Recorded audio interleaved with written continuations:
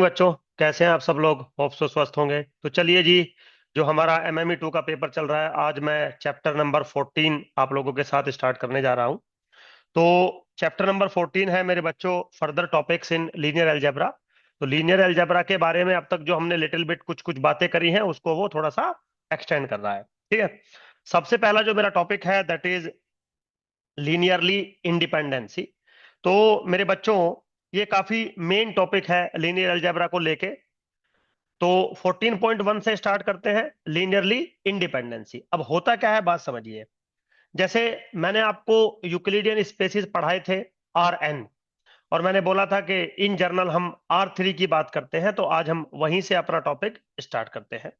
वो कह रहा है कि मेरे पास अगर कुछ वेक्टर्स हैं, सपोज मेरे पास कुछ वेक्टर्स हैं V1 V2 up to dot dot Vn, suppose n vectors है, belongs to the N dimensional Euclidean space. किसी भी यूक्लिडियन स्पेस में हो, मेरे पास एन वेक्टर्स हैं कुछ। ठीक है। जरूरी नहीं है आप एन ही वेक्टर्स ले, एम वेक्टर्स भी ले सकते हैं। कभी कंफ्यूजन हो कि ये एन और ये एन सेम होना चाहिए, डिफरेंट भी हो सकते हैं। तो अगर आपके पास एम वेक्टर्स है किसी यूक्लिडियन स्पेस के, तो यहाँ पे दो कैटेगरी बनती है। या तो ये सारे वेक्टर्स लीनियरली डिपेंडेंट होंगे, या तो ये सारे वेक्टर्स लीनियरली इंडिपेंडेंट होंगे। मेरे बच्चों, डिपेंडेंस का मतलब होता है जब इनके बीच में कोई रिलेशनशिप बनाया जा सके। इंडिपेंडेंट का मतलब होता है जब इनके बीच में कोई रिलेशनशिप ना बनाया जा सके। ठीक। लेकिन मैथमेटिकली रिलेशनशिप को कैसे डिफाइन करते हैं? लीनियरली डिफाइन करते हैं। इसीलिए मेरा टॉपिक है लीनियरली इंडिपेंडेंसी और लीनियरली डिपेंडेंसी। कैसे चेक करते हैं कि कुछ वेक्टर्स लीनियरली इंडिपेंडेंट है या लीनियरली डिपेंडेंट है? Very simple. अब जैसे मान लीजिए आपके पास कुछ वेक्टर्स हैं V1 V2 Vm, ये वेक्टर्स हैं। आपको चेक करना है कि ये लीनियरली डिपेंडेंट है या ये लीनियरली इंडिपेंडेंट है। तो सबसे पहले आप इनका एक लीनियर कॉम्बिनेशन क्रिएट करेंगे। कैसे करेंगे linear combination? α1 into V1 plus α2 into V2 plus dot dot αm into Vm। α1 α2 αm are some constant, और मैंने बता रखा है कि कांस्टेंट की मल्टीप्लाई वेक्टर्स के साथ हम कैसे करते हैं। तो एक कांस्टेंट की मल्टीप्लाई करी पहले वेक्टर के साथ, प्लस दूसरे कांस्टेंट की मल्टीप्लाई करी दूसरे वेक्टर के साथ, प्लस करते हुए चले गए। mth कांस्टेंट की मल्टीप्लाई करी mth वेक्टर्स के साथ, और इसको इक्वेट कर दिया जीरो वेक्टर के साथ। इसको इक्वेट कर दिया जीरो वेक्टर के साथ। तो हमने क्या किया है? Make a linear combination, put it equal to zero, zero के बराबर पुट कर दिया। अब क्या करेंगे? इस पूरे एक्सप्रेशन को हम सोल्व करेंगे। इस चीज को हम, जो भी हमने बनाया, इसको हम सोल्व करेंगे। सोल्व करने के बाद α1 α2 डॉट डॉट αm की वैल्यूज हम मेरे बच्चों कैलकुलेट करेंगे। दो केसेस बनेंगे। Number one, if all alpha i's are zero, means α1 α2 α3 αn up to so on, अगर सारे जीरो है, then vectors are linearly independent. आपने एक लीनियर कॉम्बिनेशन बनाया, उसको जीरो के इक्वेट कर दिया, और सारे अल्फाज को आपने कैलकुलेट किया। अगर सारे अल्फाज α1 α2 αm सारे अल्फाज अगर जीरो हैं, तो आपके जो वेक्टर्स होंगे V1 V2 Vm, they must be linearly independent. Second, if at least one alpha i is non zero, अगर एक भी अल्फा आई नॉन जीरो है, then vectors are linearly dependent. तो दो ही केस बनेंगे, या तो वेक्टर्स लीनियरली इंडिपेंडेंट होंगे, या तो वेक्टर्स लीनियरली डिपेंडेंट होंगे। कैसे पता चलेगा? Make a linear combination, put it equal to zero, calculate the alphas. If all alphas are zero, then the vectors are linearly independent. If at least alpha I is non-zero, then the vectors are linearly dependent. बिल्कुल simple है मेरे बच्चों, कोई इसमें rocket science नहीं है। अब कुछ थ्योरम्स हैं, कुछ बातें हैं, वो थोड़ा बात करते हैं। सबसे पहली थ्योरम है, क्या है सबसे पहली theorem? If some vectors are linearly dependent, then out of the vectors जो कि लीनियरली डिपेंडेंट है, one vector at least can be represent as a linear combination of other vectors। तो क्या है? if v1 v2 dot dot vm are linearly dependent, then one vector can be represent as linear combination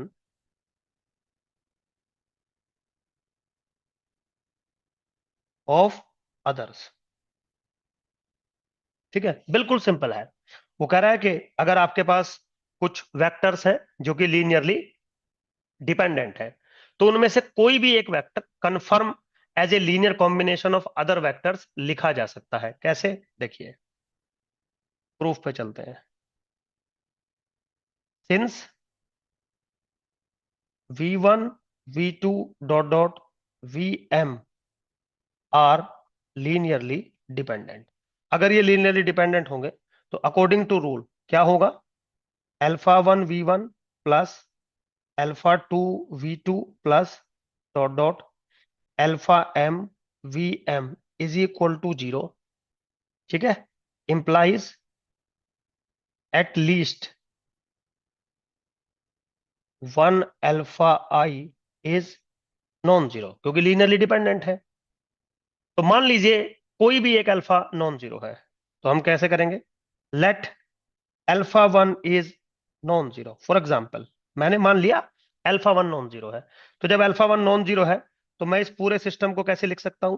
लिख सकता हूं V one is equal to minus K alpha two by alpha one into V two plus minus K alpha three by alpha one V three plus up to dot dot minus K alpha M by alpha one V M. हो गया, बिल्कुल लिख सकता हूं। तो ये क्या है?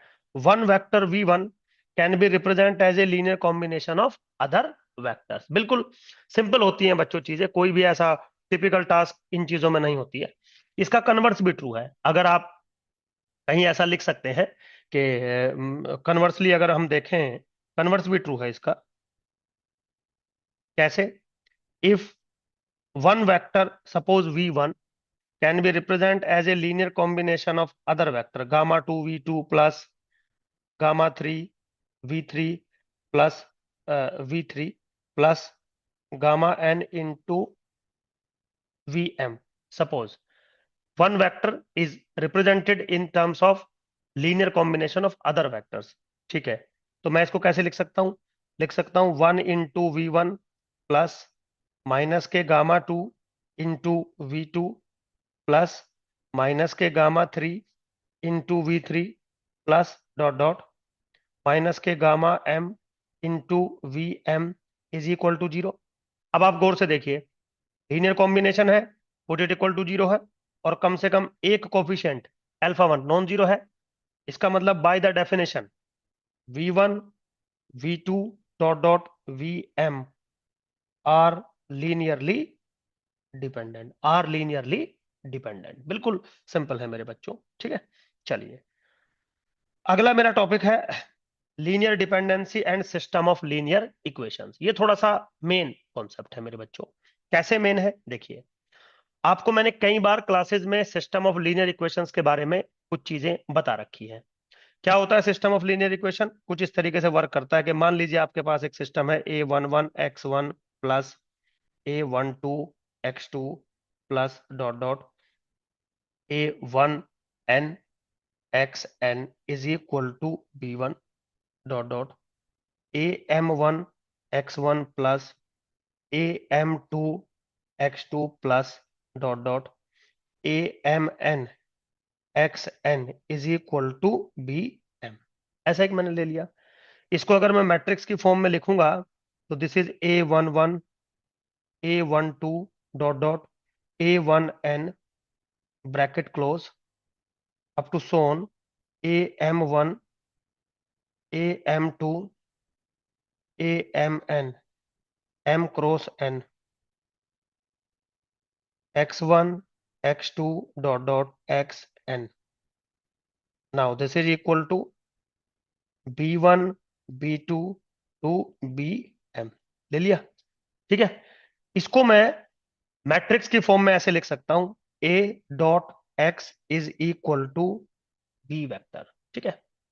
अब यहां पे अगर आप गौर से देखें, मैं इस मैट्रिक्स को ना मेरे बच्चों ऐसे भी लिख सकता हूं A1 A2 dot dot AN into x is equal to b. तो जो A1 है वो एक कॉलम वेक्टर है, कोफिशिएंट मैट्रिक्स कैपिटल ए का। जो A2 है वो कॉलम वेक्टर है, और वेक्टर को अगर आप चाहो तो मैं ऐसे भी रिप्रेजेंट कर सकता हूं। तो मैंने वेक्टर्स की फॉर्म में इसको ऐसे लिख दिया, कोई प्रॉब्लम नहीं है। अब मैं ये शो करना चाहता हूं कि या तो इस सिस्टम ऑफ इक्वेशंस का कोई सॉल्यूशन होगा नहीं, वो हम आगे डिस्कस करेंगे। अगर इसका सॉल्यूशन होगा तो वो सॉल्यूशन यूनिक होगा या बहुत सारे सॉल्यूशंस होंगे, ये इस बात पे डिपेंड करेगा कि A1 vector A2 vector AN vectors जो मैंने बनाए हैं, जो कि कॉलम वेक्टर्स है, वो लीनियरली डिपेंडेंट है या लीनियरली इंडिपेंडेंस है। इन चीजों पर ये सब कुछ डिस्कस करेगा। मेरे बच्चों, मैं इस सिस्टम को ऐसे भी लिख सकता हूं x1 into A1 vector plus x2 into A2 vector plus dot dot xn into AN vector is equal to b vector. Equation number double star. ये लिखने के बहुत सारे हमारे तरीके होते हैं किसी भी सिस्टम को। तो अब मैं ये कह रहा हूं कि लेट इस सिस्टम का सॉल्यूशन है, तो मुझे ये डिस्कस करना है कि वो सॉल्यूशन यूनिक है या बहुत सारे कोरस्पॉन्डिंग सॉल्यूशंस हो सकते हैं। तो मैंने मान लिया लेट मेरे पास दो सॉल्यूशन है। सपोज एक सॉल्यूशन है u vector which is equal to u1 u2 dot dot un। Okay. एक सॉल्यूशन है v vector which is v1 v2 dot dot vn। Are the solutions are the solutions of double star. और अगर ये solution है double star के, तो confirm मेरे बच्चों u1 into A1 vector plus u2 into A2 vector plus dot dot un into AN vector become b vector. Similarly v1 into A1 vector plus v2 into A2 vector plus dot dot vn into AN vector is equal to b vector. ठीक है। दोनों को अगर मैं subtract कर दूं तो u1 minus v1 into A1 vector plus u2 minus v2 into A2 vector plus dot dot un minus vn into AN vector is equal to zero vector. Is equal to मेरे बच्चों zero vector. ठीक है। अब आप एक second के लिए अगर यहां देखें, मैं अगर ये कह दूं कि जो मेरा कोफिशिएंट मैट्रिक्स था उसके सारे कॉलम वेक्टर लीनियरली डिपेंडेंट है, A1 A2 AN are linearly dependent है, तो linear combination opposite equal to zero है। इसका मतलब क्या होगा? इसका मतलब होगा at least one U I minus we I is non zero. इसका मतलब है at least U I is not equal to V I for some I. ठीक है भाई। अगर A1 vector A2 vector AN vector मेरे लीनियरली डिपेंडेंट है, तो ऑब्वियसली बात है linear combination put it equal to zero अगर मैं कर रहा हूं, तो कम से कम एक अल्फा आई यानी कि v i u I minus we i non zero होगा। नॉन जीरो होगा तो कम से कम एक आई के कोरस्पॉन्डिंग यू आई और वी आई बराबर नहीं होंगे। और यू आई और वी आई अगर एक बराबर नहीं होंगे तो कंफर्म बात है कि u solution vector is not equal to the v solution vector, मतलब डिफरेंट सॉल्यूशंस आपको मिलेंगे। तो कंसर्न ये था मेरे बच्चों कि अगर आपका एक मैट्रिक्स सिस्टम है, सिस्टम ऑफ इक्वेशंस है, उस मैट्रिक्स के सारे कॉलम्स अगर लीनियरली डिपेंडेंट है तो या तो उस सिस्टम का सॉल्यूशन मिलेगा नहीं, अगर मिलेगा तो यूनिक नहीं होगा, बहुत सारे होंगे। अगर यहीं पे आपके A one vector, A2 vector, n vectors linearly independent होते या तो सॉल्यूशन मिलता नहीं, अगर मिलता तो कंफर्म यूनिक सॉल्यूशन होता। आप देख भी सकते हो यहाँ पे कैसे यूनिक होता। अगर मैं केस 2 ले लूं, क्या है केस 2? इफ ए1 vector, A2 vector dot dot N vector are linearly independent. अगर ये लीनियरली इंडिपेंडेंट है तो आप इसको गौर से देखिए। अगर ए1 ए2 N are linearly independent, put it equal to zero है, तो सारे कोफिशिएंट जीरो होने चाहिए। सारे कोफिशिएंट जीरो होने का मतलब है कि U I minus we I is equal to zero for all I. इसका मतलब क्या है? U I is equal to V I for all I. इसका मतलब क्या है? U solution is equal to V solution. तो लीनियरली इंडिपेंडेंसी या डिपेंडेंसी मेरे बच्चों एक बहुत बड़ा रोल प्ले करती है आपके सिस्टम के अंदर। वैसे सिंपल है चीजें, कोई ऐसा टिपिकल टास्क नहीं होता, बट फिर भी एक अच्छा जो है इनका जो है रोल होता है मैथमेटिक्स में। चलिए खैर आगे चलते हैं। अब कुछ क्वेश्चंस मैं ले लेता हूं, जैसे कि मैंने आपको प्रॉमिस किया हुआ है कि मैं बैक एक्सरसाइज के सारे क्वेश्चंस आपके साथ डिस्कस करूंगा। सारे मतलब जो अच्छे क्वेश्चंस होंगे वो मैं डिस्कस करूंगा। तो सबसे पहला मेरा क्वेश्चन है क्वेश्चन नंबर 1। ऐसा क्वेश्चन एग्जाम में आ जाता है मेरे बच्चों, कह रहा है कि express the vector 8 9 as a linear combination of the another vector 2 5 and -1 और 3।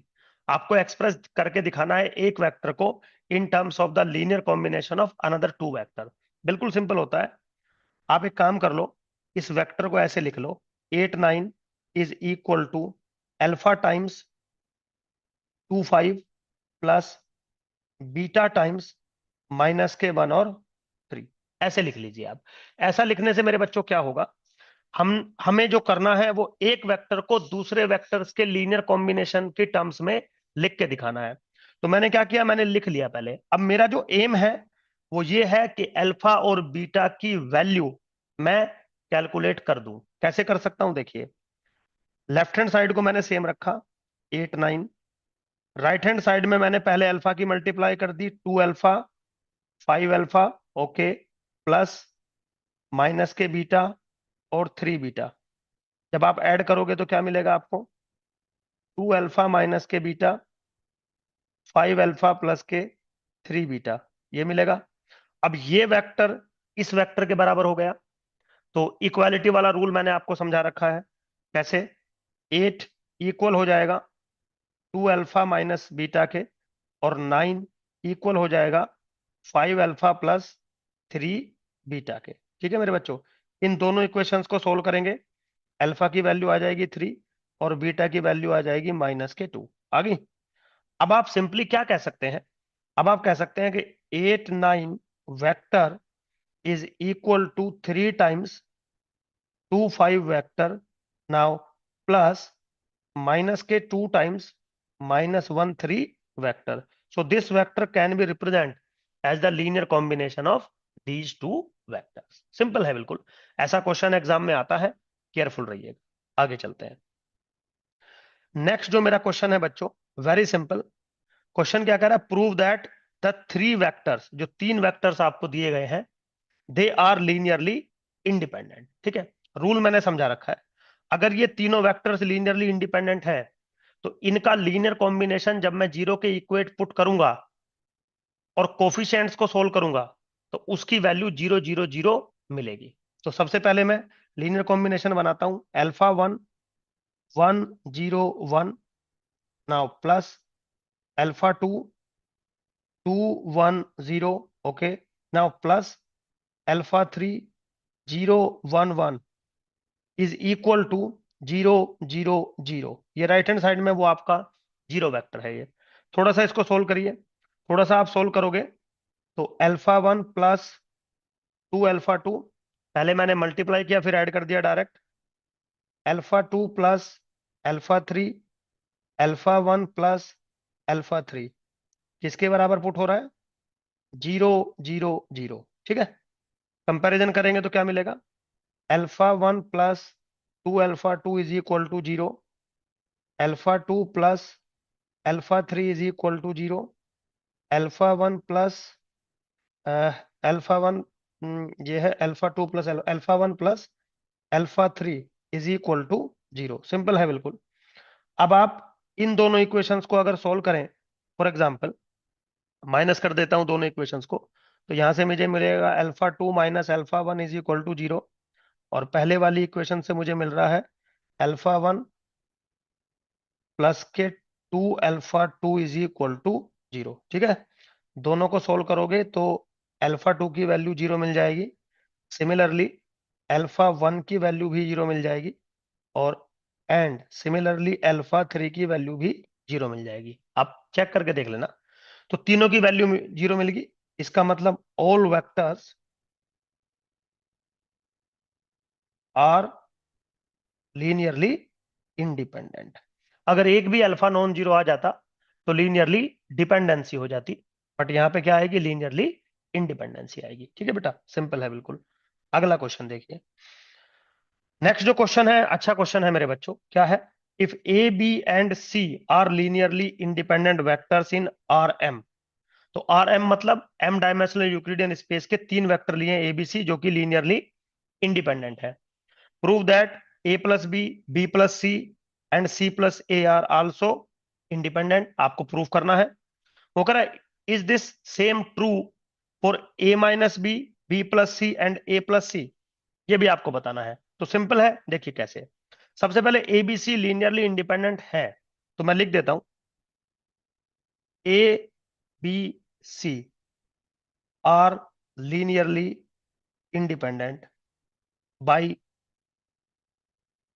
Given condition. मतलब एबीसी जो है वो लीनियरली इंडिपेंडेंट है। मुझे क्या प्रूफ करना है? A plus B plus C and A plus C are linearly independent.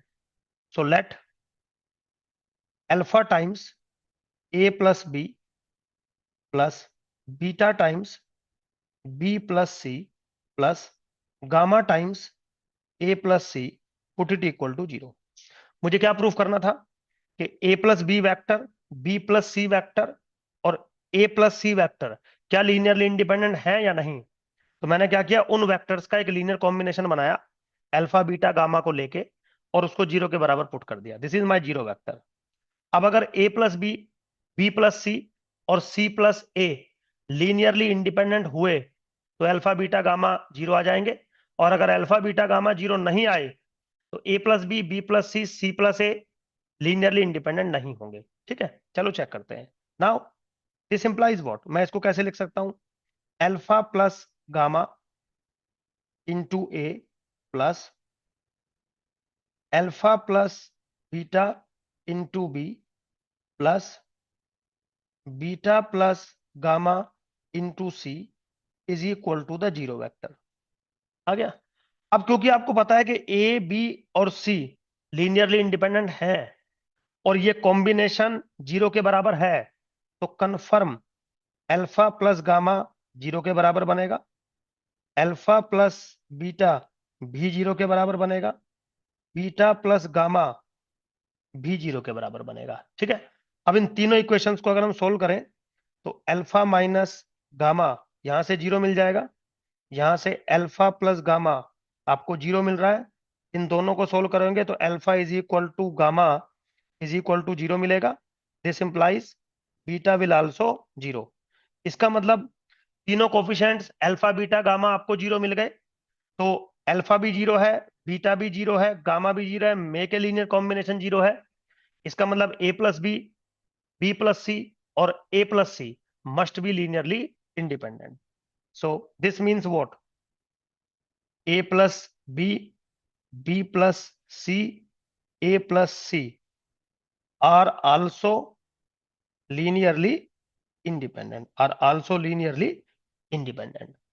अब बारी आती है जो इसका दूसरा पार्ट था कि क्या A minus B plus C और A plus C linearly independent होंगे? आंसर है नहीं। क्यों नहीं होंगे? देखिए फिर से वही। Now alpha times A minus B plus beta times अगला वेक्टर कौन सा है? B plus C. B plus C plus gamma times तीसरा वेक्टर कौन सा है? A plus C. A plus C put it equal to 0। मुझे चेक करना है कि ये तीनों vectors A minus B, B plus C और A plus C linearly independent है या नहीं। तो make a linear combination put it equal to 0 कर दिया। अब अल्फा बीटा गामा की वैल्यू कैलकुलेट करनी होगी। चलिए कैसे कैलकुलेट कर सकते हैं? सबसे पहले तो alpha plus gamma A, okay, plus minus K alpha plus K beta into B plus beta plus gamma into C is equal to 0 vector. ठीक।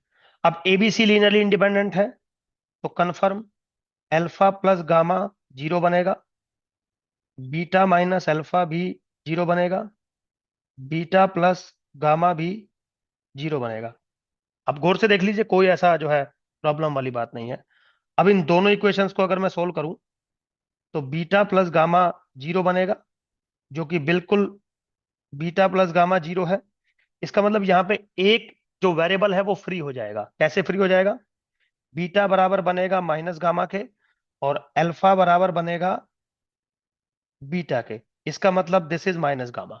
आ गया? तो मैं यहां क्या करता हूं, मैं लेट गामा की वैल्यू 1 ले लेता हूं, तो बीटा की वैल्यू हो जाएगी -1। ठीक है, बीटा की वैल्यू हो जाएगी -1। और जो मेरा अल्फा है मेरे बच्चों, अल्फा की वैल्यू मेरी बीटा के बराबर है ना, और बीटा है -1, तो मेरा अल्फा भी बराबर हो जाएगा -1। तो alpha beta gamma non zero आ गए। इसका मतलब जो मेरा वेक्टर्स था A minus B, B plus C और A plus C, they must be linearly dependent, है ना। तो they are, this means A minus B, B plus C, A plus C are linearly dependent. कोई problem नहीं है, बिल्कुल भी simple है सारी चीजें। ठीक है, चलिए आगे चलते हैं। नेक्स्ट क्वेश्चन है मेरे बच्चों, सिक्स्थ क्वेश्चन है। क्या कह रहा है? Suppose that A B C all are different from 0। तो ए बी सी 0 वेक्टर नहीं है और आर क्यूब के एलिमेंट है, कोई प्रॉब्लम नहीं है। Such that A is orthogonal to B, B is orthogonal to C, C is orthogonal to A. Such that A B का डॉट प्रोडक्ट 0 के बराबर है, बी सी का डॉट प्रोडक्ट 0 के बराबर है, ए सी का डॉट प्रोडक्ट 0 के बराबर है। दे दिया, कोई दिक्कत नहीं। वो कह रहा है कि prove that ABC are linearly dependent. हमें प्रूव करना है कि एबीसी लीनियरली डिपेंडेंट है। तो मैंने क्या किया, मैंने मान लिया let A B C are linearly dependent. अब गौर से समझिए, मुझे प्रूफ करना था कि एबीसी लीनियरली इंडिपेंडेंट है, बट मैं रिवर्स चल रहा हूं। मैंने मान लिया कि एबीसी जो है वो लीनियरली डिपेंडेंट है। अब अगर एबीसी मेरे बच्चों लीनियरली डिपेंडेंट है, तो मैंने एक चीज आपको समझाई थी, one vector can be represent as a linear combination of another vectors. ये बात हम लोग डिस्कस कर चुके हैं। तो अगर एबीसी लीनियरली डिपेंडेंट वेक्टर है, तो one vector suppose A can be written as α1b plus α2c, where α1 α2 belongs to real number. One vector can be represented as a linear combination of other vectors. ऐसा मैं बता चुका हूं आप। अब एक बात बताइए, आप ए की वैल्यू क्या है? α1b plus α2c।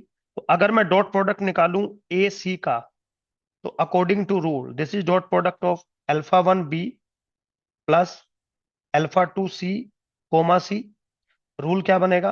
α1 बाहर आ जाएगा, dot product with B C, plus α2 बाहर आ जाएगा, dot product with C C. ठीक। नाउ दिस इज 0, कंडीशन है, but this is what? α2 into dot product of C C, which is not equal to 0। क्योंकि dot product with itself उसी का zero हो सकता है, उसी का जीरो हो सकता है जो जीरो वेक्टर हो। अब सी तो जीरो वेक्टर है नहीं, तो यहां से मुझे क्या मिल गया? मुझे मिल गया dot product of A C is not equal to zero, which is a contradiction. क्यों? क्योंकि dot product of A C zero दे रखा है आपको। तो कंट्राडिक्शन का मतलब होता है मेरे बच्चों कि जो आप एजम्पशन मान के चले थे वो गलत है। मैं क्या एजम्पशन मान के चला था? कि A B C are linearly dependent, वो गलत हो गई। इसका मतलब बाय द प्रिंसिपल या by the principle of contradiction हम क्या कह सकते हैं कि ए बी सी मेरे कन्फर्म लीनियरली इंडिपेंडेंट वेक्टर्स थे। क्योंकि जब मैं डिपेंडेंट मान के चला तो एक कंट्राडिक्शन मेरे सामने आ गई, that's why they must be linearly independent, right. चलिए, अब जो इसका सेकंड पार्ट है मेरे बच्चों, ये आप खुद कर सकते हैं, कुछ नहीं करना है। जैसे हमने 3 वेक्टर लिए हैं, यहाँ पे उसने n वेक्टर्स लिए हैं, बिल्कुल प्रोसीजर सेम है एकदम एग्जैक्टली। चलिए, अगला है मेरे बच्चों, prove that the following result. क्या रिजल्ट प्रूव करना है? If a set of vectors are linearly dependent, then any largest set, that is any set containing the original vectors, some additional vectors, is also linearly dependent। Means अगर आपके पास एक set of vectors है, suppose मेरे पास set of vectors है S which is equal to V1 V2 dot dot Vn which is linearly dependent, then अगर मैं एक सुपर सेट बनाऊं, suppose U which is equal to V1 V2 dot dot Vn Vn plus one, कोई भी अगर मैं एक super set बनाऊं, करते चले जाओ, सपोज Vm तक चले जाओ, है ना। सुपर सेट बनाओ, सुपर सेट का मतलब होता है जो एलिमेंट ओरिजिनल सेट में है वो तो आपने लिए ही है, उससे कुछ एक्स्ट्रा एलिमेंट्स भी आपने लिए हैं। तो कह रहा कि एस अगर मेरे पास लीनियरली डिपेंडेंट है, देन यू अगर मैं एक सुपर सेट बनाऊं, this is also linearly dependent. आपको ये प्रूफ करना है, वेरी इजी। देखिए कैसे, since V1 V2 dot dot Vn are linearly dependent, ठीक। तो confirm one vector is a linear combination of other, ठीक है। तो V1 is equal to alpha 2 V2 plus alpha 3 V3 plus dot dot alpha n Vn। समझ में आया? भाई अगर मान लीजिए आपके पास कुछ वेक्टर्स हैं जो कि लीनियरली डिपेंडेंट है, आपका रूल है कि one vector can be represent as a linear combination of other.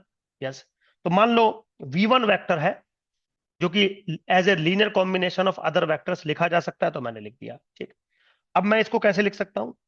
V1 is equal to alpha 2 V2 plus alpha 3 V3 plus dot dot alpha n Vn plus 0 into Vn plus 1 plus up to dot dot 0 into Vm लिख सकता हूं ऐसा multiply करके। Yes, अब अगर आप इस expression को देखें तो इसको आप क्या कह सकते हो कि one vector can be represent as a linear combination of V2 V3 Vn plus 1 Vm।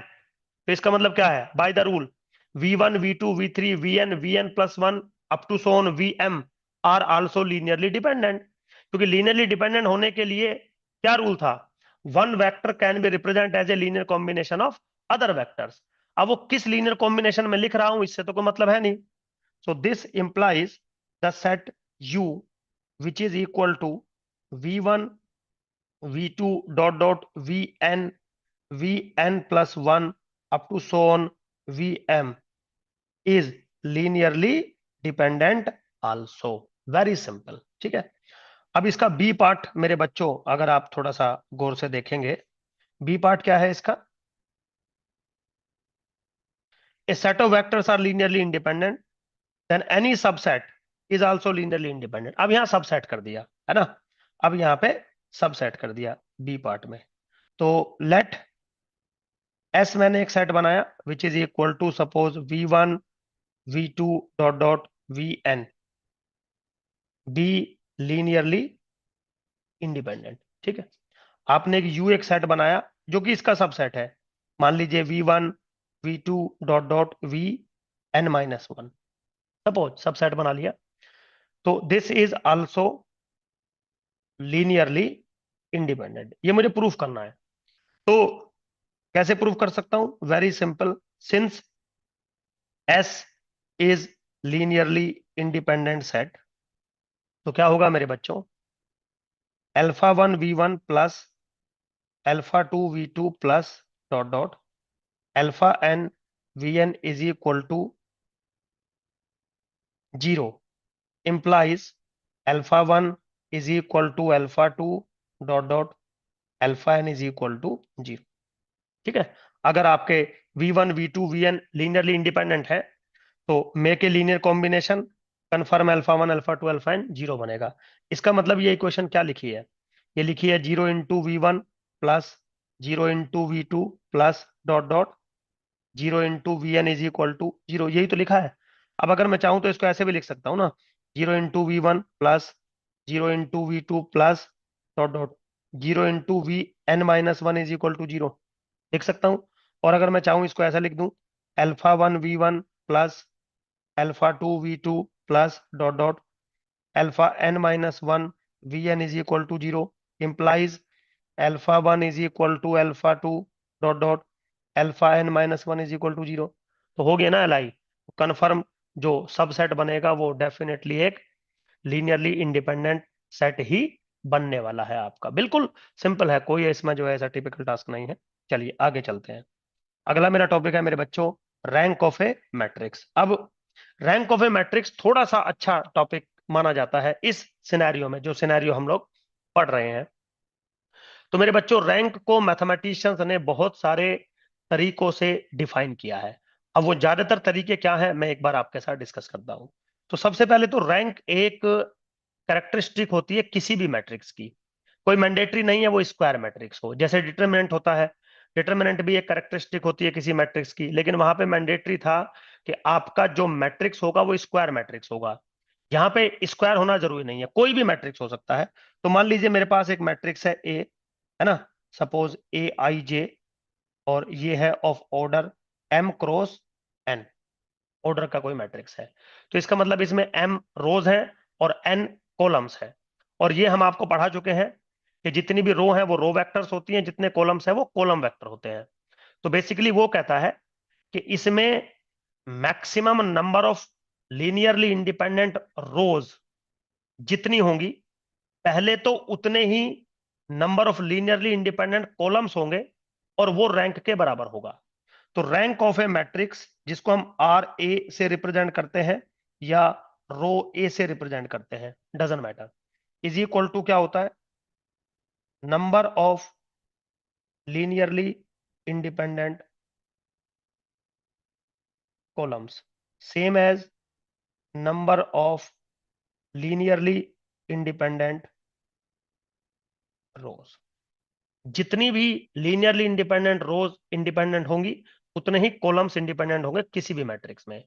और जो भी ये नंबर बनेगा, this is called the rank of the matrix. ये बिल्कुल मैंडेटरी सिस्टम है, इसमें कोई प्रॉब्लम नहीं होनी चाहिए। ठीक, अब एक तो तरीका ये है रैंक को डिफाइन करने का। दूसरा तरीका मेरे बच्चों ये है कि मान लीजिए आपके पास ए कोई मैट्रिक्स है, ए आई जे एम क्रॉस एन ऑर्डर का, स्क्वायर हो जरूरी नहीं है।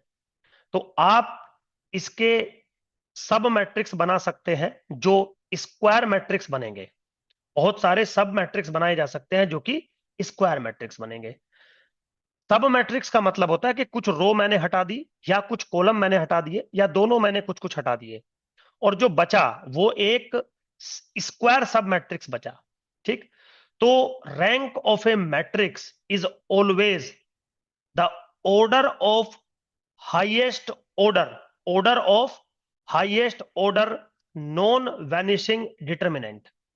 इसका मतलब है कि आप जब स्क्वायर सब मैट्रिक्स बना रहे हैं तो हाईएस्ट ऑर्डर का जो भी सब मैट्रिक्स आप बनाएंगे जिसका डिटर्मिनेंट नॉन जीरो होना चाहिए, उसकी जो नंबर होगा that is the rank of the matrix. जैसे फॉर एग्जांपल मान लीजिए ए कोई आपके पास मैट्रिक्स है, सपोज 4 क्रॉस 3 का, सपोज। तो इसके कितने सब मैट्रिक्स बनाए जा सकते हैं स्क्वायर ऑर्डर के? बहुत सारे बनाए जा सकते हैं। जैसे कुछ मैट्रिक्स इसके सब मैट्रिक्स बनेंगे बी आई, कुछ सब मैट्रिक्स इसके बनेंगे 3x3 ऑर्डर के, फिर कुछ सपोज सी आई, कुछ सब मैट्रिक्स बनेंगे 2x2 ऑर्डर के, और फिर डी आई, कुछ सब मैट्रिक्स बनेंगे इसके 1x1 ऑर्डर के। ऑब्वियसली बात है 4x4 का तो कोई सब मैट्रिक्स इसका बनेगा नहीं, है ना। 3x3 के बनेंगे 2x2, 1x1, बहुत सारे। तो सबसे पहले जितने भी 3x3 के हैं उन सब के डिटर्मिनेंट हम चेक करेंगे। अगर किसी एक का भी डिटर्मिनेंट नॉन जीरो आ गया तो वहीं पर मैट्रिक्स की रैंक हो जाएगी 3। अगर सारे डिटर्मिनेंट 3x3 ऑर्डर के जीरो आ रहे हैं सपोज फॉर एग्जाम्पल, तो फिर हम जितने भी 2x2 के बच गए उन सबको चेक करेंगे। समझ गए? लेंथी प्रोसेस है लेकिन डेफिनेशन है, देखनी पड़ेगी आपको। हालांकि रैंक हम इस मेथड से नहीं निकालते, दूसरे मेथड से निकालते हैं जो अभी मैंने आपको बताया या आगे बताऊंगा अभी। तो फिर जितने भी 2x2 के बच गए उन सबको चेक करेंगे। ठीक है। अब अगर एक भी डिटर्मिनेंट ऐसा मिल गया 2x2 का जिसकी वैल्यू नॉन जीरो है, तो वहीं पर मैट्रिक्स की रैंक 2 के बराबर हो जाएगी। नहीं तो फिर सारे 1x1 के चेक होंगे। तो चेक होते चले जाते हैं। तो rank of a matrix is the order of highest order sub matrix which has determinant non zero, which has determinant non zero. बिल्कुल सिंपल है, कोई भी ऐसा इसमें जो है टिपिकल टास्क नहीं है मेरे बच्चों। ठीक है। अब यहां पे एक रूल है। क्या रूल है?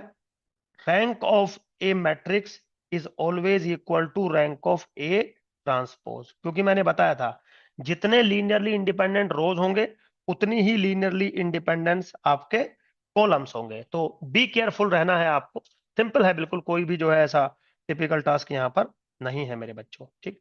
अब जो मैं बता रहा था कि रैंक इस तरीके से नहीं निकलती, रैंक को कैलकुलेट करने के मेरे पास और बहुत सारे तरीके होते हैं। तो वे तरीके मेरे बच्चों कुछ ऐसे हैं। N efficient way of finding the rank of the matrix. कुछ नहीं करना होता। जैसे आपको रैंक निकालनी है तो हम पहले मैट्रिक्स को एक्लोन फॉर्म में कन्वर्ट करते हैं। एक्लोन फॉर्म का मतलब है कि जो भी आपके पास मैट्रिक्स है उस पे आप रो ऑपरेशंस लगाइए। आप उस रो ऑपरेशंस लगा के मैट्रिक्स को अपर ट्रायंगुलर में कन्वर्ट करिए। अपर ट्रायंगुलर जो भी बनेगी उसके अंदर जितनी भी नॉन जीरो रोज होंगी that is the rank of the matrix. क्योंकि ऐसा कहा जाता है कि अगर आप कोई किसी भी मैट्रिक्स पर कोई भी रो ऑपरेशंस अप्लाई करते हो तो confirm rank does not change. आपकी रैंक जो है वो चेंज नहीं होती। तो हमें अगर मान लीजिए कोई निकालना है, सपोज रैंक किसी मैट्रिक्स की हमें कैलकुलेट करनी है, तो हम रो ऑपरेशंस लगाते हुए चले जाते हैं और रो ऑपरेशन लगा के जितनी भी लीनियरली इंडिपेंडेंट रोज बचती हैं उन पे हम वर्क करते हैं। जैसे फॉर एग्जांपल मान लीजिए मेरे पास एक मैट्रिक्स है 1 2 3 4, 2 4 6 8, 1 3 7 2। सपोज एक मैट्रिक्स है 3x4 का। मेरे से पूछा गया इसकी रैंक बताइए। तो मैंने बोला कि सबसे पहले मैं इसको कन्वर्ट करूंगा रो ऑपरेशंस लगा के किसी अपर ट्रायंगुलर मैट्रिक्स में। कैसे लगा सकता हूं देखिए, मैं सबसे पहले तो R2 को चेंज करता हूं विद R2 माइनस 2R1 से। ठीक है।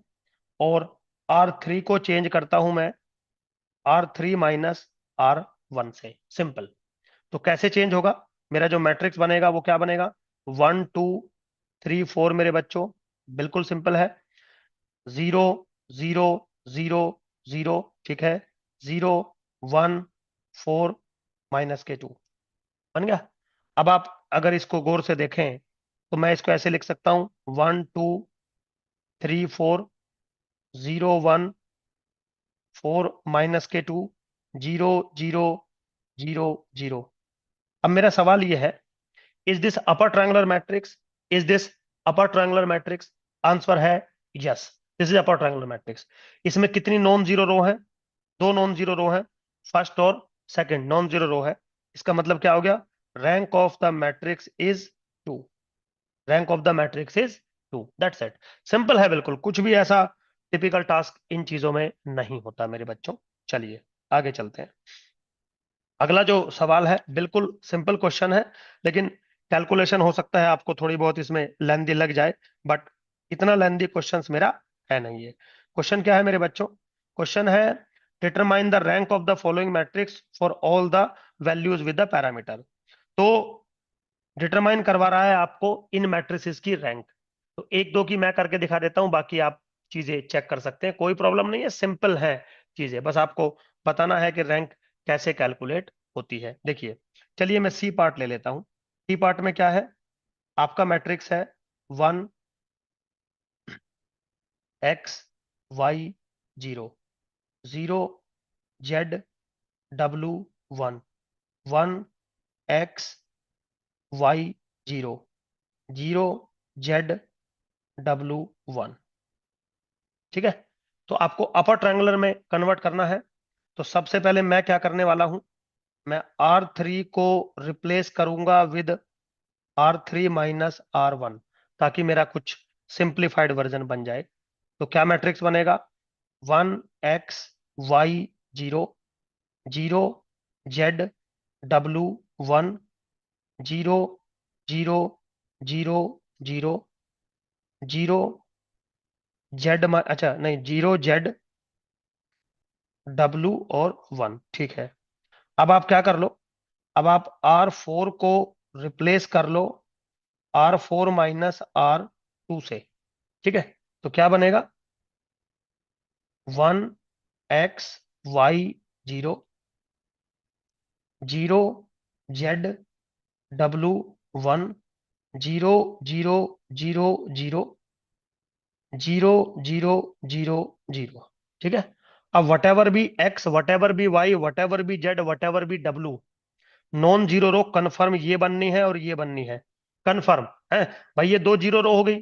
अब चाहे आपका एक्स वाई जेड डब्लू जो पैरामीटर थे कुछ भी हो, कन्फर्म दो नॉन जीरो रो बनेगी। तो rank of a matrix is always 2।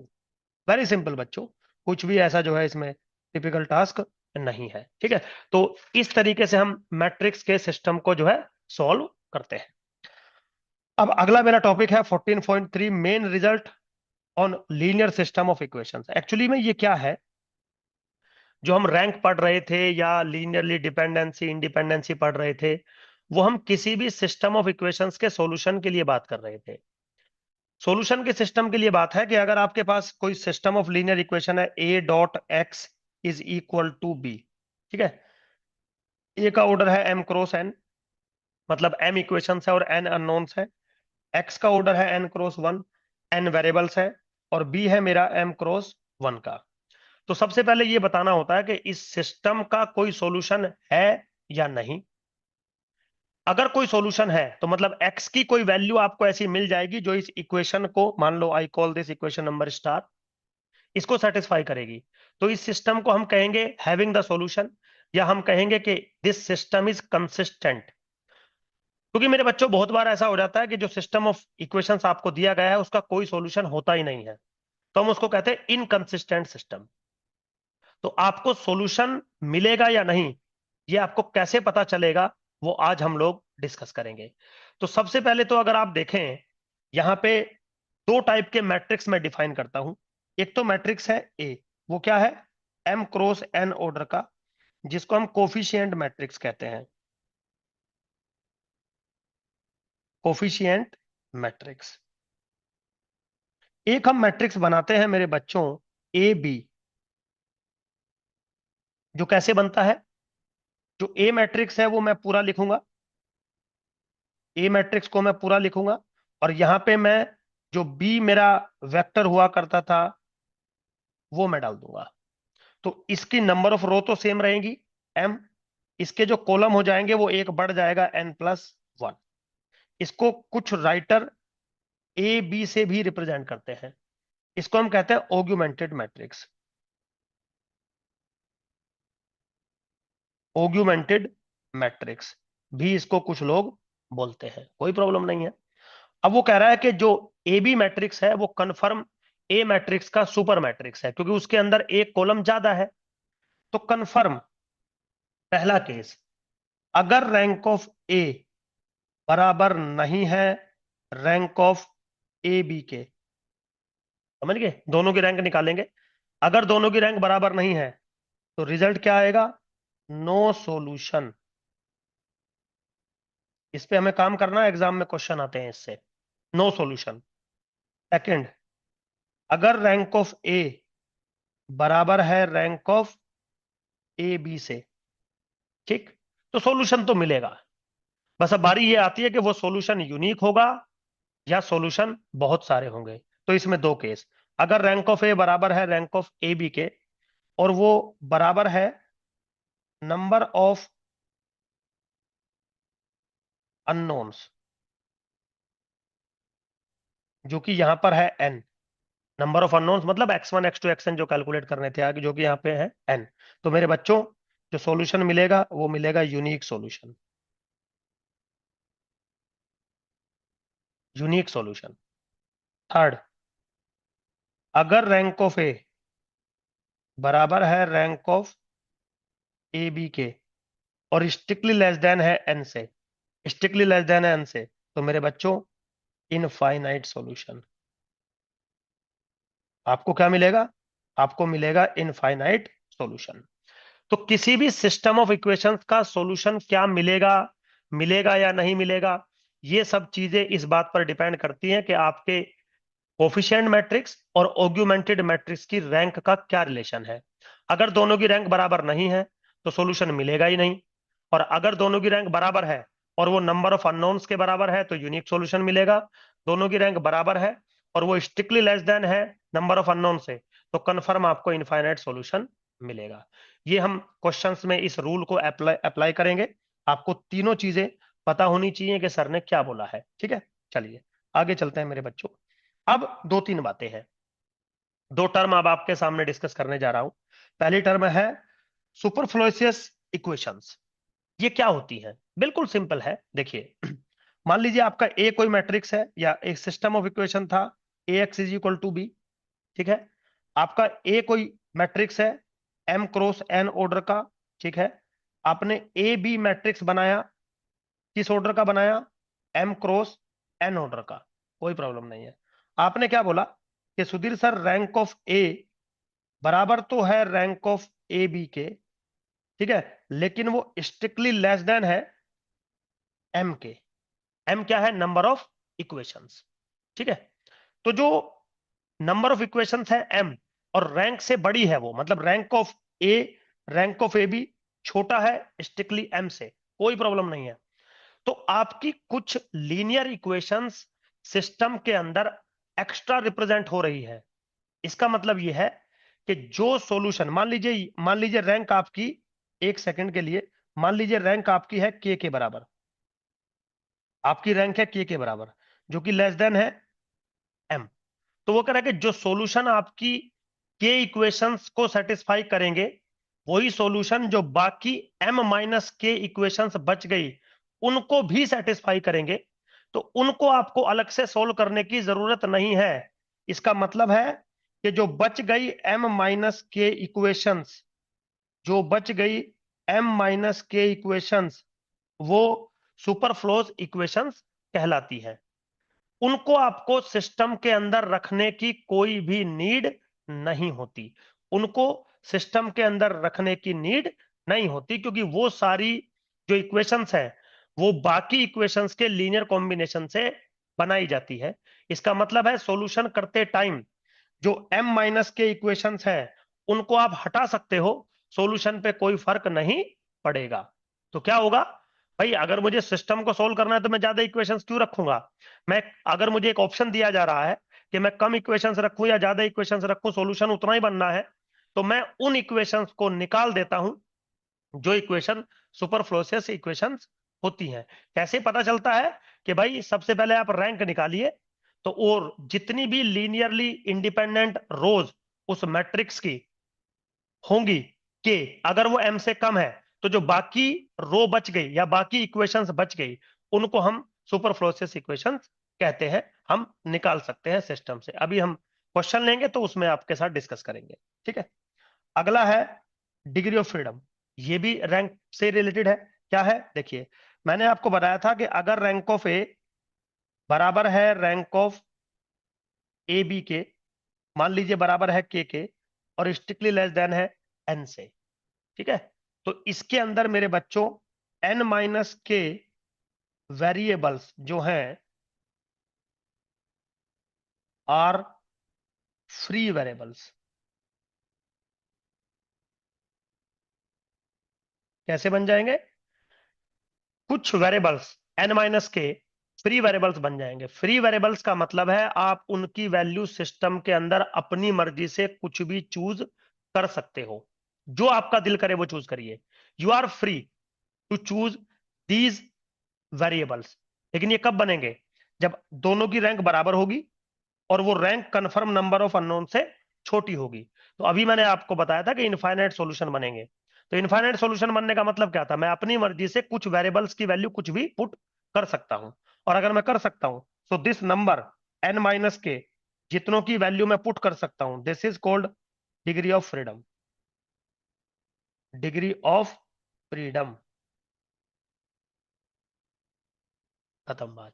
This is called degree of freedom. तो सिंपल है, डिग्री ऑफ फ्रीडम का मतलब होता है नंबर ऑफ फ्री वेरिएबल्स। तो चलिए मेरे बच्चों आगे चलते हैं। तो अब हम कुछ क्वेश्चंस डिस्कस करेंगे अब क्लास के अंदर। तो सबसे पहला क्वेश्चन क्या कर रहा है? Discuss the solution of this equation for different values of A and B. तो एक system of non homogeneous equations आपको दिया गया है। वो कह रहा है कि इसका जो सॉल्यूशंस है उसको आप डिस्कस करिए with respect to A and B. A और बी की क्या क्या वैल्यू होनी चाहिए सच दैट आपका जो सॉल्यूशन है वो डिफरेंट डिफरेंट बन के आए। तो क्या है मेरे पास सिस्टम? मैं डायरेक्टली मेरे बच्चों सिस्टम का ऑगुमेंटेड मैट्रिक्स लिखने जा रहा हूं। जो ऑगुमेंटेड मैट्रिक्स है मेरा ए बी, जिसको आप ऐसे ए बी भी रिप्रेजेंट करते हैं, वो मैट्रिक्स है मेरा 1 2 3 1 -1 ए माइनस के 21 2 3 7 ए बी। ठीक है, ए बी मैंने लिख लिया। अब आप इस मैट्रिक्स पे रो ऑपरेशंस लगा के इसको अपर ट्रायंगुलर मैट्रिक्स की फॉर्म में कन्वर्ट करिए, रो ऑपरेशंस लगा के। कैसे कर सकते हैं? देखिए बिल्कुल सिंपल है। आप R2 को चेंज करिए विद R2 प्लस R1। ठीक है, और मेरे बच्चों यहीं पे आप R3 को चेंज करिए R3 -3 R1।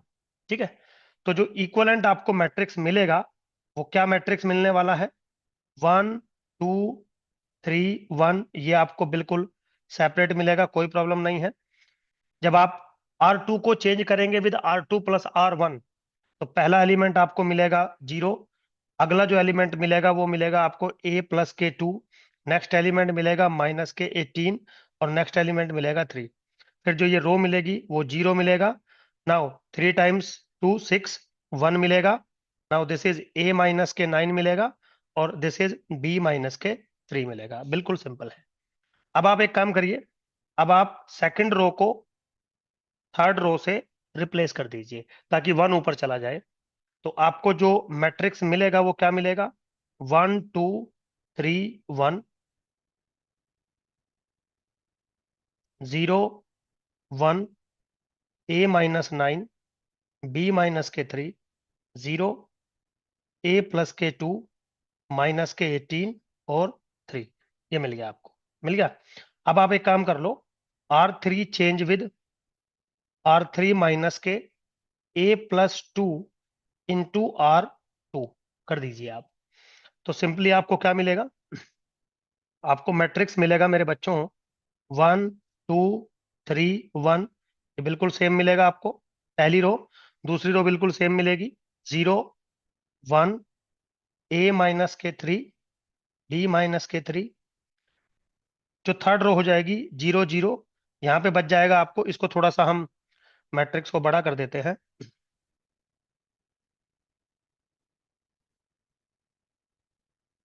ताकि मैं एलिमेंट्स अच्छे से आपके सामने रिप्रेजेंट कर सकूं। यहाँ पे मिलेगा आपको -K18 -K A-9 A-9 into A+2। ठीक है, और यहाँ पे मिलेगा 1 B-K3, और ये मिलेगा 3 -B-3 इंटू ए प्लस के टू, ये एक मैट्रिक्स बनेगा। अब यहां पे अगर आप गौर से देखें कि अगर आपको यूनिक सॉल्यूशन चाहिए, क्या चाहिए, यूनिक सॉल्यूशन अगर आपको चाहिए, तो आपको पता है कोफिशिएंट मैट्रिक्स की रैंक और ऑगमेंटेड मैट्रिक्स की रैंक बिल्कुल बराबर होनी चाहिए। ठीक, तब आपको यूनिक सॉल्यूशन मिलेगा। तो इसका मतलब -18 माइनस के A-9 इंटू ए प्लस के 2 इज नॉट इक्वल टू 0 होना चाहिए, नॉट इक्वल टू 0 होना चाहिए अगर आपको यूनिक सॉल्यूशन चाहिए तो। है, क्वेश्चन क्या पूछा है, discuss the solution for different values of A and B. तो पहला हमने आ गया कि अगर आपको यूनिक सॉल्यूशन चाहिए तो ये चीज आपकी नॉन जीरो होनी चाहिए।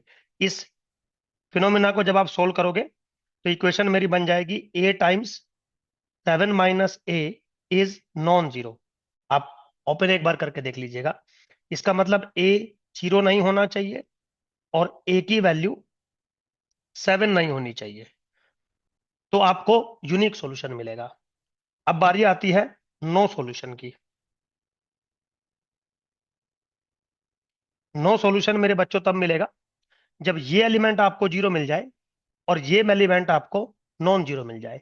ठीक, तब होगा नो सॉल्यूशन वाला केस, क्योंकि उस केस में रैंक ऑफ ए कम हो जाएगी और रैंक ऑफ ए भी ज्यादा हो जाएगी। तो नो सॉल्यूशन वाला केस मिलेगा या तो आपको ए 0 मिल जाए और ए आपको 7 मिल जाए, तो ये वाली टर्म 0 हो जाएगी। और जो ये टर्म है 3 - b - 3 इंटू ए प्लस 2, ये हो जानी चाहिए नॉन जीरो। ठीक, अब आता है तीसरा केस जिसका नाम है infinite solution. Infinite solution, infinite solution तब मिलेगा जब ऑगमेंटेड रैंक मैट्रिक्स की भी रैंक 2 और कोफिशिएंट मैट्रिक्स की भी रैंक 2, और वो तब मिलेगा जब ये भी 0 और ये भी 0। तो मेरे बच्चों तीसरा केस बन गया जब ए 0 और ए की value 7 and 3 - b - 3 into A plus के 2 इज आल्सो 0, तो इनफाइनाइट सॉल्यूशन मिलेगा। अब इस इक्वेशन को आप सोल्व कर लीजिए, ए और बी के रेस्पेक्ट में आपको वैल्यू मिल जाएगी। ठीक, अगला क्वेश्चन देखते हैं मेरे बच्चों, बिल्कुल सिंपल है। Let ax is equal to B a linear system of equation in matrix form. ठीक है, prove that if x1 and x2 both are solution of the system, then the combination 1 minus lambda into x1 plus lambda x2 for all real numbers lambda, ये solution बनेगा। आपको prove करना है। Use this fact to prove that linear system of equations that is consistent has either one solution और infinitely many solution. तो सबसे पहले वो ये करा कि अगर मेरे पास एक सिस्टम है a dot x is equal to B, मान लो एक सिस्टम ऑफ लीनियर इक्वेशन है, अगर इसके दो सॉल्यूशन है, एक x1 और एक x2, तो आप प्रूफ करिए कि 1 minus lambda into x1 plus lambda into x2, this is also the solution. ठीक, अब उसके बाद वो क्या कर रहा है कि अगर आपका कोई सिस्टम कंसिस्टेंट है, मतलब उसका सॉल्यूशन मिलता है, तो दो बातें हैं, या तो सिर्फ एक सॉल्यूशन होगा, और अगर एक नहीं दो सॉल्यूशन है, जैसे मान लीजिए x1 और x2, तो confirm by the previous rule what ever be the lambda real number this is also the solution, तो फिर हमेशा अनकाउंटेबल सॉल्यूशन होंगे। तो या तो किसी भी system of non homogeneous system का सॉल्यूशन एग्जिस्ट नहीं करता, करता है तो यूनिक करता है, और अगर सॉल्यूशन एग्जिस्ट करता है और यूनिक नहीं है तो फिर कंफर्म अनकाउंटेबल सॉल्यूशन हो सकते हैं बाय दिस रूल जो अभी मैं आपके सामने डिस्कस कर रहा हूं। ठीक है, क्यों, क्योंकि मान लीजिए अगर दो सॉल्यूशन है, एक x1 और एक x2, तो अभी मैं ये शो कर देता हूं कि 1 minus lambda x1 plus lambda x2 is also the solution what ever be the lambda, तो फिर कंफर्म इनफाइनाइट सॉल्यूशन बनेंगे। तो वो कह रहा है कि x1 x2 अगर सॉल्यूशन है तो आपको कैसे मिलेगा, A X one is equal to B के बराबर होगा, equation number 1। Similarly A X two भी बी के बराबर होगा, इक्वेशन नंबर 2। ठीक है, अब मान लीजिए कि मेरे पास जो आपने सॉल्यूशन बनाया वो है y, y is equal to 1 minus lambda into x1 plus lambda into x2 आपने बनाया, तो ये सॉल्यूशन होगा, तो ये इस इक्वेशन को सेटिस्फाई करेगा। a dot Y is equal to B, इसको सेटिस्फाई करेगा। तो चलिए देख लेते हैं सेटिस्फाई करता है या नहीं। तो ए डॉट वाई किसके बराबर होगा? A dot 1 - λ x1 plus λ x2। Now this is 1 - λ ax1 plus lambda ax2। Now this is 1 - λ b plus lambda b by equation number 1 and 2। ठीक है, तो इसको मैं कैसे लिख सकता हूं? This is b minus lambda B plus lambda B is equal to B. हो गया सेटिस्फाई। इसका मतलब अगर x1 x2 आपके पास सॉल्यूशन है तो कन्फर्म उनका कोई भी linear combination 1 - λ × x1 plus λ x2 confirm उस सिस्टम का सॉल्यूशन बनेगा। तो या तो सॉल्यूशन नहीं होगा, होगा तो एक होगा, अगर दो सॉल्यूशन है तो फिर कन्फर्म इनफाइनाइट सॉल्यूशंस बनेंगे। ठीक है बेटा, तो लास्ट क्वेश्चन हम लेते हैं आपकी बुक का, क्वेश्चन नंबर 5। बिल्कुल सिंपल है। Consider the following system. एक सिस्टम आपके सामने उसने डिफाइन कर रखा है, तीन इक्वेशंस हैं और तीन ही मेरे पास मेरे बच्चों अननोन है। बिल्कुल सिंपल है, ऐसा कोई रॉकेट साइंस या टिपिकल टास्क नहीं है सिस्टम के अंदर। अब वो ये कह रहा है कि इस सिस्टम को अगर आप where P and Q are arbitrary for what values of P and Q does this system have a unique solution. तो पिछले वाला ही केस है कि भाई पी और क्यू की किस वैल्यूज के लिए system has unique solution, no solution और इनफाइनाइट सॉल्यूशन। ठीक है, तो सबसे पहले तो डायरेक्ट मैं ऑगुमेंटेड मैट्रिक्स लिख रहा हूं इसका। ऑगुमेंटेड मैट्रिक्स जो मेरा बनेगा मेरे बच्चों ए बी, किसके बराबर बन रहा है ऑगुमेंटेड मैट्रिक्स? 1 1 1 2 क्यू, 2 - के 3 2 4 क्यू, 3 - के 2 पी क्यू डॉट डॉट। ठीक है, अब आपको कैसे भी करके इसको रो ऑपरेशंस लगा के अपर ट्रायंगुलर मैट्रिक्स में कन्वर्ट करना है। सिंपल है बिल्कुल। कैसे कर सकते हैं देखिए, मैं क्या कर रहा हूं, R2 change with R2 - 2R1, R3 change with R3 - 3R1 लिख दिया मैंने साइड में। तो जो मेरा मैट्रिक्स बनेगा वो 1 1 1 2 क्यू बनने वाला है यहाँ पे। दिस इज 0 -के 5 0 0, दिस इज 0 -के 5, दिस इज p - 3 -के 5 क्यू। सिंपली ऐसे बन सकता है। ठीक है, कोई प्रॉब्लम नहीं है। अब आप एक काम करो, जो ये मैट्रिक्स मेरे पास बना, अब आप ऐसे कर लो कि R3 change with R3 - R2। ठीक, तो क्या बनेगा मेरा मैट्रिक्स? मेरा मैट्रिक्स बनेगा 1 1 1 2 क्यू, 0 -के 5 0 0 0 0 p - 3 और -के 5 क्यू। ये मैट्रिक्स बन गया।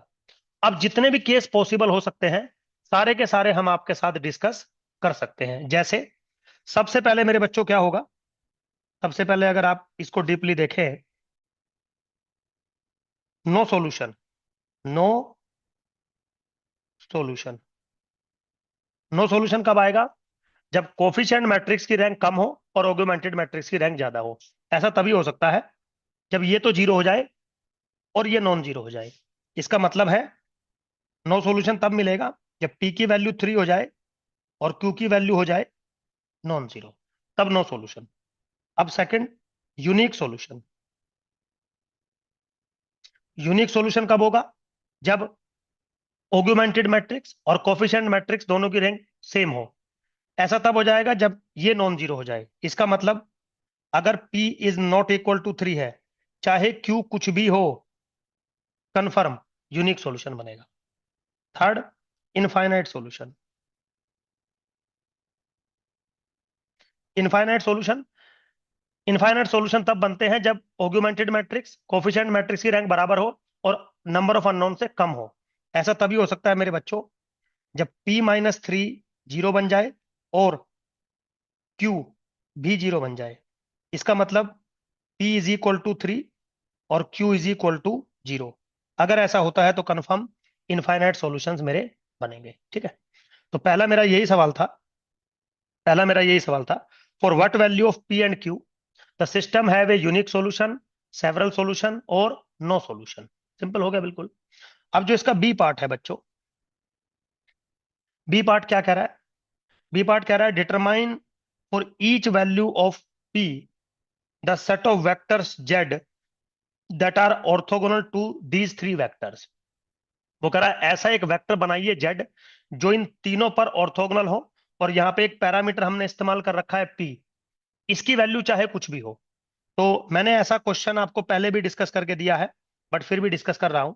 मैं मान लेता हूं कि let Z is equal to Z1 Z2 Z3 be such vector, such vector. ठीक है, एक ऐसा वेक्टर है जो आप ऑर्थोगोनलिटी चाहते हैं।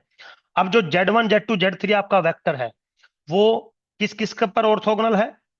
1 1 1 पर ऑर्थोगोनल है।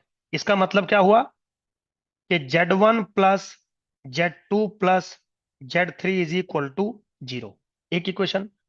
अब वो 2 - 3 और 2 पर भी ऑर्थोगोनल है। इसका मतलब 2Z1 minus 3Z2 plus 2Z3 is equal to 0, orthogonal है तो कंडीशन लगा दी। तीसरा है 3 - 2 और P, तो 3 - 2 और P, तो 3Z1 माइनस के 2Z2 प्लस के PZ3 इज इक्वल टू 0। तीनों इक्वेशन लिख ली। अब आप इन तीनों इक्वेशंस को जब सोल्व करेंगे, तो सोल्व करके आपको Z1 Z2 Z3 की वैल्यू मेरे बच्चों कैलकुलेट करनी है। बहुत सारे तरीके हो सकते हैं, जैसे अगर आप इन पहली दो इक्वेशंस या किसी भी दो इक्वेशंस को ले लीजिए, आप सिंपलीफाई करना है आपको इक्वेशंस को। मान लीजिए आप पहली दो इक्वेशंस अगर लेते हैं, मैं पहली इक्वेशन में 3 की मल्टीप्लाई कर रहा हूं, तो 3Z1 plus 3Z2 plus 3Z3 is equal to 0, 2Z1 minus के 3Z2 प्लस के 2Z3 इज इक्वल टू 0, मिल गया। जब दोनों इक्वेशंस को हम सोल्व करेंगे, इन दोनों इक्वेशंस को जब हम यहाँ पे सोल्व करेंगे, तो मुझे एक वैल्यू मिलेगी 5Z1 plus 5Z3 is equal to 0। इसका मतलब Z1 plus Z3 is equal to 0, मिल गया, कोई प्रॉब्लम नहीं है। अब सिमिलरली मेरे बच्चों, जो बाद वाली दो इक्वेशंस है, ये वाली जो दो इक्वेशंस है, इन पे थोड़ा वर्क कर लेते हैं। इन दोनों इक्वेशंस को मैं कैसे लिख सकता हूं? ऊपर वाली में आप 2 की मल्टीप्लाई कर दीजिए, नीचे वाली में आप 3 की मल्टीप्लाई कर दीजिए, तो क्या मिलेगा? 4Z1 माइनस के 6Z2 plus 4Z3 is equal to 0, 9Z1 minus के 6Z2 प्लस के 3PZ3 इज इक्वल टू 0। ठीक है, अब देखो जरा, minus plus minus cancel out, कितना बन रहा है? 4 - 3P प्लस के 5Z3 इज इक्वल टू 0, और ये है फॉर ऑल P के लिए। और अगर ये फॉर ऑल P के लिए है, तो confirm Z3 is equal to 0 मिलेगा। अगर Z3 इज इक्वल टू 0 मिलेगा, तो बाई दिस इक्वेशन Z1 भी 0 मिलेगा एंड Z2 भी 0 मिलेगा, किसी भी इक्वेशन में पुट कर दीजिए। तो मेरा जो रिक्वायर्ड वेक्टर आया, किसके बराबर आया? 0 0 0। तो मेरा इकलौता जो रिक्वायर्ड वेक्टर आएगा, वो जेड वेक्टर जो मेरा बन रहा है, दैट इज 0 0 0। बात खत्म, बिल्कुल सिंपल। अब अगला जो मेरा इसमें पार्ट है वो ये है, if A1 A2 AN be linearly independent vectors in Rn, prove that if the vector B in Rn is orthogonal to all vectors, then B must be 0। क्या कह रहा है? सी पार्ट में, let A1 A2 dot dot AN belongs to Rn be independent vectors। ठीक है, independent vectors है, and B कोई another vector है जो n डायमेंशनल यूक्लिडियन स्पेस में बिलोंग करता है। Be n linearly independent vector, prove that if B vector is in Rn orthogonal to all. तो बी जो है वो Rn का एलिमेंट है, सच दैट कैसा है? Dot product with A1B is 0, dot product with A2B is 0, क्योंकि B सब पर ऑर्थोगोनल है, up to so on, dot product with A&B is also 0। अब वो कह रहा है कि शो दैट B आपका एक जीरो वेक्टर है, शो दैट B आपका एक जीरो वेक्टर है। तो मैंने मान लिया let B be a non zero vector, ठीक है, B जो है वो नॉन जीरो वेक्टर है, कोई बात नहीं।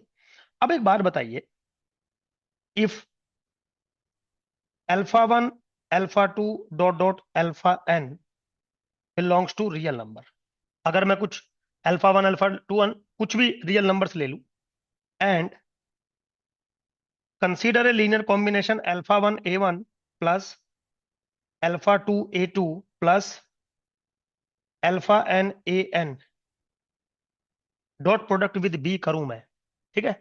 तो मेरे पास a1 a2 an वेक्टर थे, अल्फा 1 अल्फा 2 मैंने नंबर्स लिए, उनका एक लीनियर कॉम्बिनेशन बनाया, उसका डॉट प्रोडक्ट मैं बी के साथ कर रहा हूं। तो according to rule this is alpha 1 a1 comma B plus alpha 2 a2 comma B plus dot dot alpha n an comma B, बना दिया। Now this is what, 0। अब आप समझिए, दिस इज व्हाट, 0। अब मेरे बच्चों, एक चीज मैंने आपको बताई थी, अगर दो वेक्टर्स हैं उनका डॉट प्रोडक्ट 0 है हर एक अल्फा 1 अल्फा 2 अल्फा n के लिए, तो कंफर्म या तो बी 0 होगा, या तो जो पहले वाला वेक्टर है वो 0 होगा। अब बी तो 0 है नहीं, तो मेरे बच्चों कंफर्म यहां से मिला alpha 1 a1 plus alpha 2 a2 plus dot dot alpha n an become 0। A point to be noted, this relation is true for every alpha 1 alpha 2 alpha n, so this relation is also true for some non zero alpha है।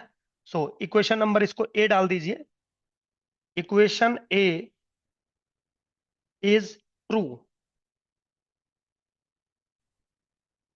For some non zero alpha i's, और अगर equation number A is true for some non zero alpha i's, this implies what, a1 a2 an are linearly dependent which is a contradiction, क्योंकि a1 a2 an क्या है, linearly independent. तो contradiction किस बात की है, इसका मतलब b जो आपने नॉन जीरो माना था वो गलत है, तो इसका मतलब क्या है, b is equal to zero vector, b is equal to zero vector, ठीक है बेटा। तो मेरे बच्चों होप सो आपको चीजें समझ में आई होंगी, सिंपल है, कोई ऐसा टिपिकल टास्क नहीं है, ठीक है। मिलते हैं नेक्स्ट क्लास में, थैंक यू वेरी मच।